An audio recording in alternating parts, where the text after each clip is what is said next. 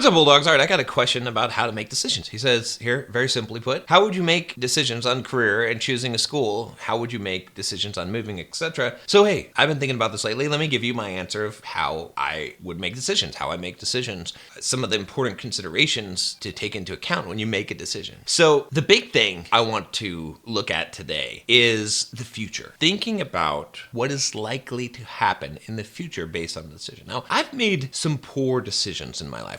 I will admit that. And almost all of those poor decisions came from me not really thinking about the future, not really thinking about how will this play out? What is going to happen in the future? What events are likely to occur? And I know that seems like that's what you do when you make a decision, but that's not. It's not what you do. A lot of times it's not. Most decisions are made emotionally and they're made in the present moment, logically, what makes sense now. But what I'm telling you is that the best decisions are made when you think about the long-term impact in the future and what's likely to occur, right? And again, like I said, almost all of the bad decisions that I've made have come from more short-term thinking and not fully thinking about what would occur in the future. Here's a good example of one that maybe you've heard me talk about or I was dealing with before. There was a point about, what was it, like 5 or so years ago where I had a lot of free capital that I was looking to invest, and I was looking to do something different with my investment in real estate. I wanted to do something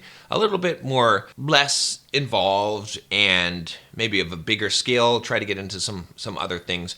And so I was introduced to an opportunity for some real estate syndication here in San Diego to do some investments in some large buildings, multi-million-dollar investments. And what I was looking for, again, was something that would be a little bit more hands-off, wouldn't have to do much, just kind of have the money rolling in on that, and it could score fairly big. So I talked to the main guy that was raising funds, that was running this fund, and he had some really good ideas, and the rate of returns looked pretty good. The numbers looked pretty solid. And so I decided to go ahead and invest with him. And I invested basically around $350,000 total. Now, it might seem crazy to just invest that amount of money, but I'd done my due diligence. I thought about this and I checked it out, and he was coming from a referral, and those numbers looked pretty good. Now, fast forward to a few years later, and I get a call one day when I'm at this restaurant with a girl, and on the other end of the phone is the sales guy that used to work for him, and he says, "Hey, did you know that," we'll just say his name, Aaron, is in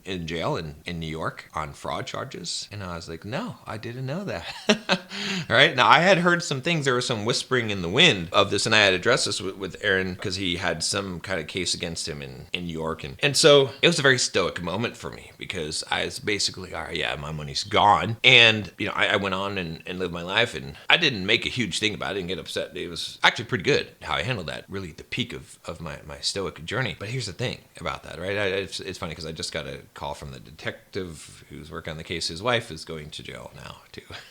So that money is, maybe I could see some of it, unlikely. Right. But here's the thing. And he was running this kind of scheme, and it looked legitimate, right? I mean, I had been transferring money to escrow accounts where I saw the contract of sale, and there were some things that were legitimate, but he was kind of running this rob Peter to pay Paul, borrow from Peter type of thing, raising funds to pay previous investors, pyramid scheme, right? That's what it would end up being. I don't know if it was purposefully set up that way or if he just got into trouble and then he got stuck and then that's what he had to do. But regardless, the point is that I made several investments. I did $100,000 on one deal, one property, did like another 100 on another one and 150 on another one. And I didn't really think far enough about the future, because had I thought about what could happen here? What happens if this investment doesn't work out, or this guy doesn't turn out to be legitimate, or whatever it is, because there's only so much due diligence you could do. Now, I could have done more due diligence, right? That was probably a mistake there, and done some more extensive background checks on the guy. But my point is that if I would have thought about these things, what I would have thought about is okay, some stuff could go wrong here. I've never invested with this guy. Let's just do one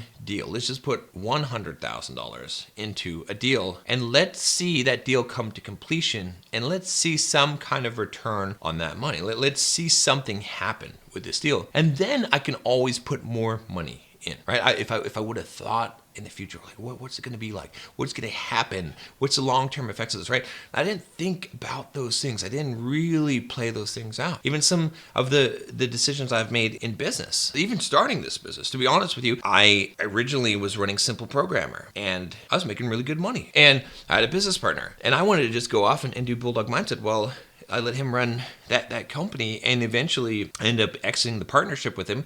And the business, it's not done, but it's not doing so well. And then I made some decisions where I didn't really think about, all right, well, how am I going to split my time? What is it going to look like when I have these two things? Or even with Bulldog Mindset, when I stopped focusing so much on the membership and was doing this other thing, it's like, well, what's going to happen? Like, what will happen long term with these things? I didn't really think about it. Heck, there was, I was on Twitter one day. It was October in 2019. That's when I got canceled because I said some stupid stuff trying to defend someone else. And again, thinking about the future, thinking about what could happen, that would have saved me a lot of trouble. Even just recently, right? I did a video about this and I was waiting in traffic to get on a cruise ship with my family. And I was trying to merge in this lane. This lane wouldn't let me merge in the lane. And I usually, put my front wheels into a lane and then I can, what are you going to do? Stop me, hit me? I got into the battle with this lady and I decided, well, I was going to, make sure I got into that lane. And so I did get my front part of my car in there after a couple of tries. Right? And then she did hit me and she busted my mirror on my car.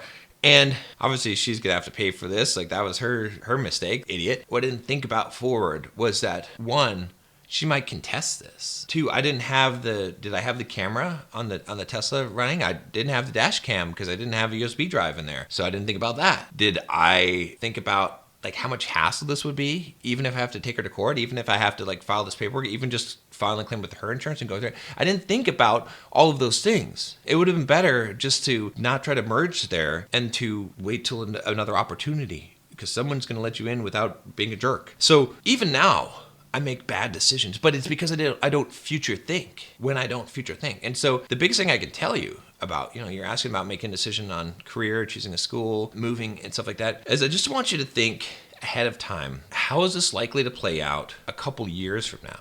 What will this decision, if it's a big decision, how will it impact you, right? I'm making a decision right now in my business to get some help with that new offer I'm making for software developers. And I'm going to pay a good amount of money to someone who is going to help me to build out this offer. And as I'm thinking about that decision, I'm thinking about, okay, yeah, it does suck to pay a large amount of money to make an investment now. But if I really think about the future and I think about a moment that I'll look back on in life in building this business, that moment could be really good. I really do see that. I don't see an outcome of losing this a little bit of amount of money. I mean, it's not a little bit of money, but it's not a huge amount of money. I don't see that as being as negative as missing out on this opportunity, trying to do it on my own without some help, without some coaching on this, with someone who's already been successful at it. Because I know that there's a really good chance that this will work and that I can make this work. And if it does, then this will be a really smart thing to have done. Anyway, I hope that helps you for making decisions. If you